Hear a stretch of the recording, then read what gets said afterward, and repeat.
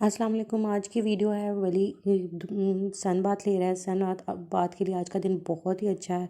आज बहुत प्यारी धूप निकली हुई थी और मैंने सोचा कि वली को धूप लगवाने के लिए जो है बाहर ले जाऊं। और धूप से जो है बच्चों की स्किन भी बड़ी अच्छी होती है, हाइड्रेटेड होती है।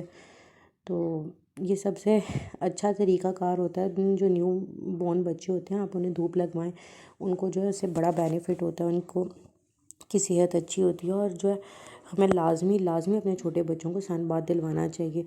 आप देखना वली आज फर्स्ट टाइम सन बाथ ले रहा है तो थोड़ा सा चिड़चिड़ा भी हुआ है, थोड़ा सा मुंह बना रहा है, लेकिन जो आप देखें कि जो है वो उसके लिए ज़रूरी भी है सन बाथ लेना। तो मैं उसको आज ले तो गई हूँ, थोड़ी सी उसकी आंखें नहीं खो रही है, उसको मुश्किल हो रही है।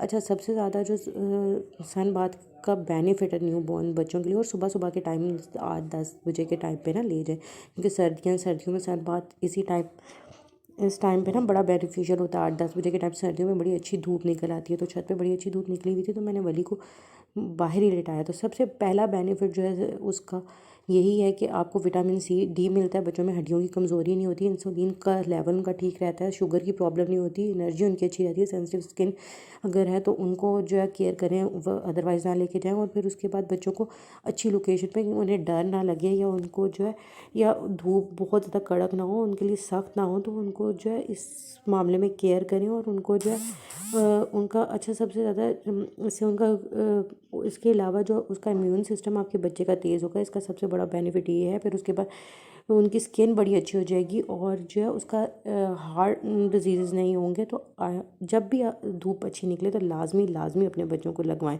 Thanks watching for video. और न्यू वीडियोज़ के लिए मेरे चैनल को मस्त सब्सक्राइब करना मत भूलिएगा। और मैं इसी तरह आपकी खिदमत में रोज़ न्यू वीडियो लाती रहूँगी और पूरी कोशिश करूँगी कि जो है आपकी उम्मीदों पे पूरी उतरूँ। और बेल का आइकन प्रेस करना मत भूलिएगा। अल्लाह हाफ़िज़, अपना ख्याल रखिएगा।